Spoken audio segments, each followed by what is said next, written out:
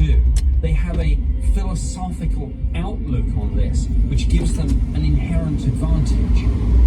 And maybe in that sort of situation, each party brings something to the table.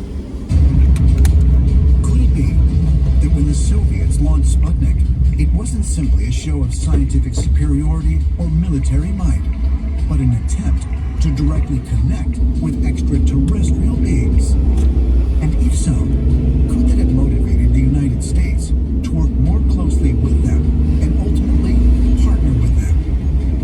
Perhaps further clues can be found by examining what happened to the American and Soviet space programs after the Soviet Union collapsed.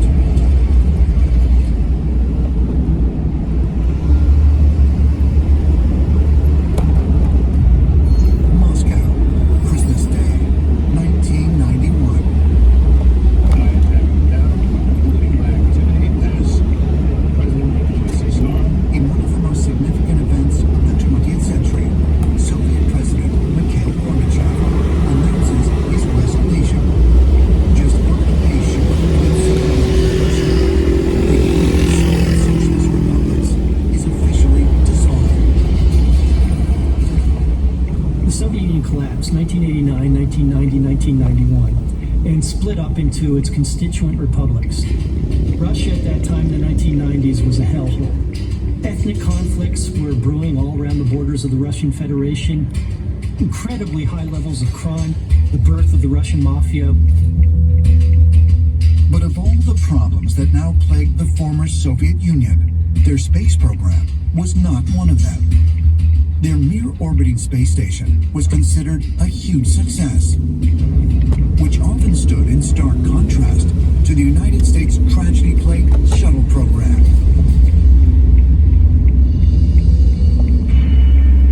This contrast was so stark, in fact, that when the shuttle program quietly ended in 2011, the United States suspended its own manned space program in favor of sending its astronauts up to the International Space Station as little more than passengers aboard Russian Soyuz spacecraft. It seems that the US ceded control of space to the Russians, certainly in relation to manned missions. But it is bizarre. For whatever reason, the Russians, despite all their problems, seem to be ahead of the US in some respects when you talk about space. A couple of examples of where the US seem to have ceded control, or certainly ceded the leadership position in space to the Russians, are the International Space Station, where now American astronauts can't even get there without going up in Russian rockets. For ancient astronaut theorists, the partnership between the two rival space programs was simply an admission of what had already been taking place in secret for decades. It also proved that both the US and Russian space programs were going to continue working together in the interest of furthering the goal of extraterrestrial contact. But this time, there was a difference.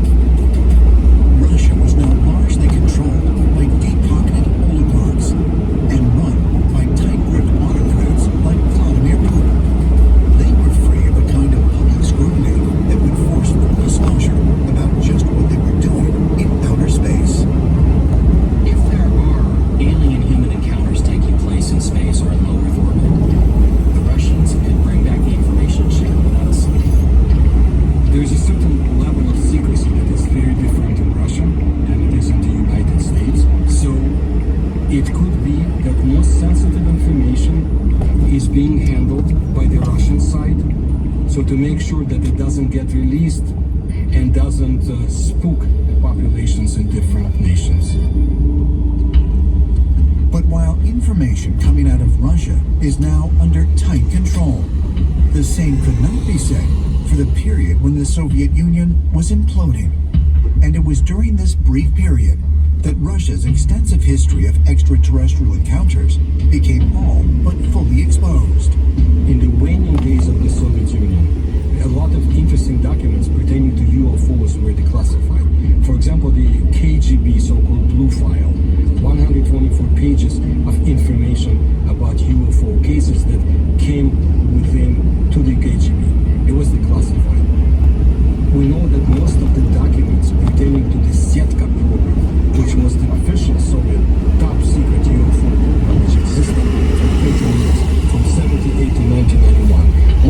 cases are not available. But the cases that we know about, that I've studied, are enough to make you amazed to no end of what they have discovered and what may be in store.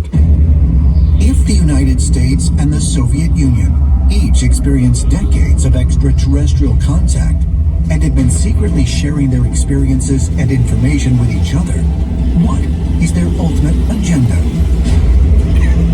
As far as ancient astronaut theorists are concerned, the answers can be found in recently revealed Russian research that is intended to change the human body in order to prepare it to travel the galaxy.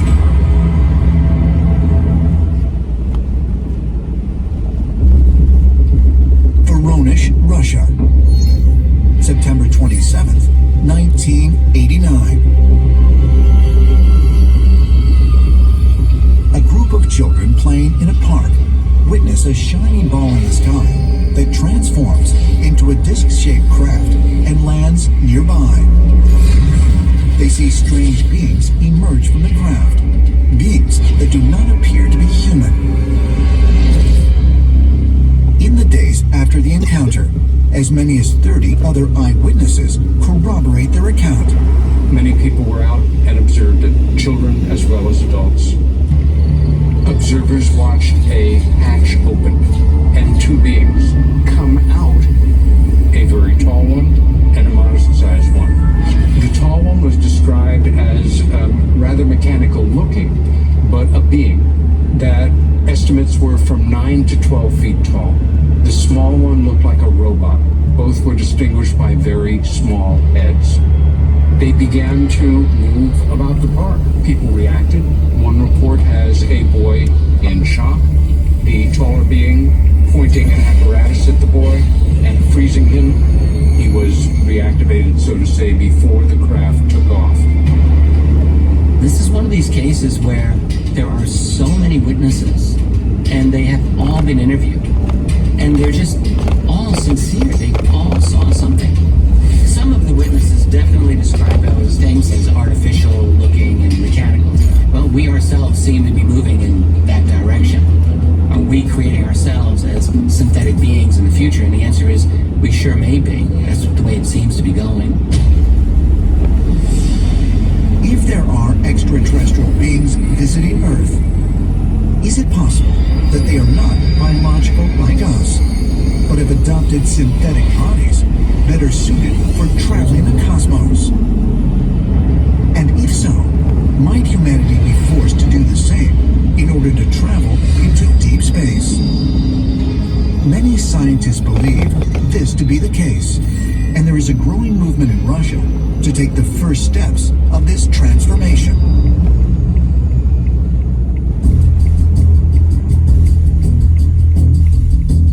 Moscow, February 2012.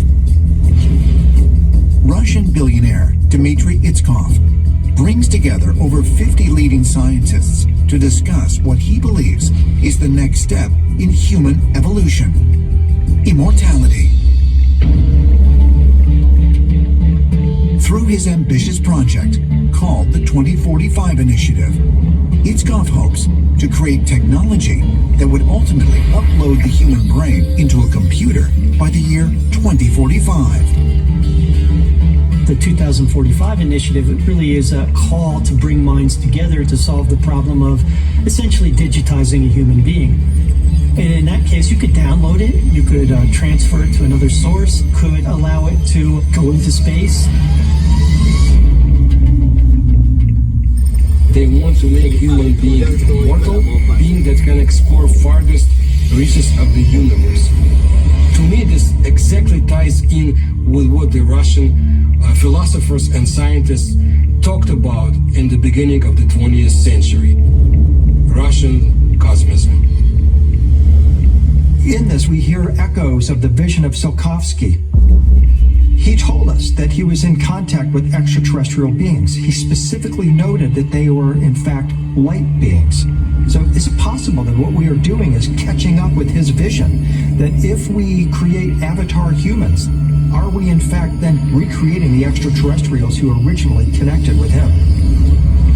Who knows if the Russians could actually achieve achieve this 2045 initiative, but they are thinking about it, and they don't seem to be upset with the process that's planned. The United States, on the other hand, wouldn't even consider such an idea. Doing experiments on a human of transplanting a brain into a robot is probably going to take a lot of approval and a long time for anyone to sign on to that. But is it the same if you're in Russia? Their system of government is a little different, and they might do experiments like that easier than the United States. In the US and in the West, it is perhaps a long, hard journey to convince people that these things should be done. Maybe we will never convince them. But in Russia, through cosmism, through transhumanism, as the Russians practice it, trying to do things that Russians already believe in and aspire to. There's real benefit to the US in making the Russians our partners. Is it possible that humanity, led by the United States and Russia, is poised to take bold steps into deep space? If so, is this escalation limited to space travel? Or might it also include something like a military space force?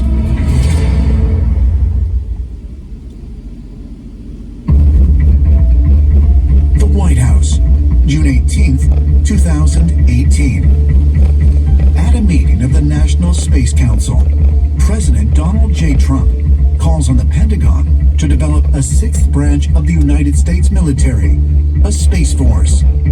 I'm hereby directing the Department of Defense and Pentagon to establish a space force as the sixth branch of the armed forces. That's a big statement. The stunning news was followed 10 days later by the announcement that President Trump and Russian President Vladimir Putin would have a private, behind-closed-doors meeting the following month. Is it possible that these two high-profile events were strategically related? If both nations are aware